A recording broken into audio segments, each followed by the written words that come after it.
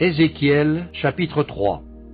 Il me dit, fils de l'homme, mange ce que tu trouves, mange ce rouleau, et va, parle à la maison d'Israël. J'ouvris la bouche, et il me fit manger ce rouleau. Il me dit, fils de l'homme, nourris ton ventre, et remplis tes entrailles de ce rouleau que je te donne. Je le mangeai, et il fut dans ma bouche, doux comme du miel. Il me dit, fils de l'homme, va vers la maison d'Israël, et dis-leur mes paroles, car ce n'est point vers un peuple ayant un langage obscur, une langue inintelligible, que tu es envoyé. C'est à la maison d'Israël. Ce n'est point vers de nombreux peuples ayant un langage obscur, une langue inintelligible dont tu ne comprends pas les discours. Si je t'envoyais vers eux, ils t'écouteraient. Mais la maison d'Israël ne voudra pas t'écouter, parce qu'elle ne veut pas m'écouter. Car toute la maison d'Israël a le front dur et le cœur endurci. Voici, j'endurcirai ta face pour que tu l'opposes à leur face. J'endurcirai ton front pour que tu l'opposes à leur front. Je rendrai ton front comme un diamant plus dur que le roc. Ne les crains pas, quoiqu'ils soient une famille de rebelles. Il me dit, fils de l'homme, reçois dans ton cœur et écoute de tes oreilles toutes les paroles que je te dirai.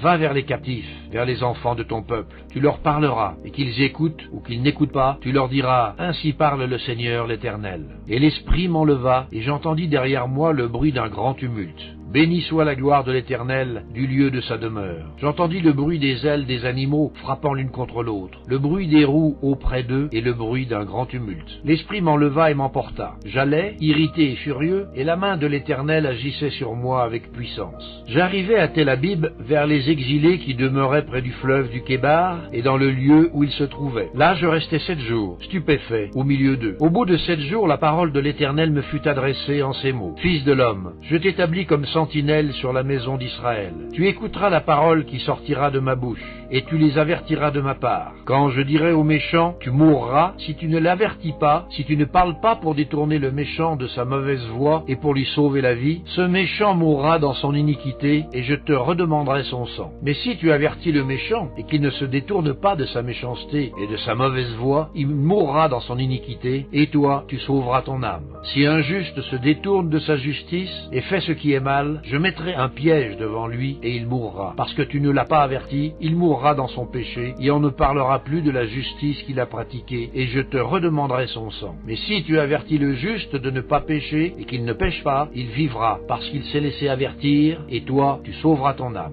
Là encore, la main de l'Éternel fut sur moi, et il me dit, lève-toi, va dans la vallée, et là je te parlerai. Je me levai et j'allai dans la vallée. Et voici, la gloire de l'Éternel y apparut, telle que je l'avais vue près du fleuve du Kébar. Alors je tombai sur ma face. L'Esprit entra en moi et me fit tenir sur mes pieds. Et l'Éternel me parla et me dit, va t'enfermer dans ta maison. Fils de l'homme, voici, on mettra sur toi des cordes, avec lesquelles on te liera, afin que tu n'ailles pas au milieu d'eux. J'attacherai ta langue à ton palais, pour que tu sois muet, et que tu ne puisses pas les reprendre, car c'est une famille de rebelles. Mais quand je te parlerai, j'ouvrirai ta bouche pour que tu la leur dises. Ainsi parle le Seigneur l'Éternel. Que celui qui voudra écouter, écoute, et que celui qui ne voudra pas, n'écoute pas, car c'est une famille de rebelles.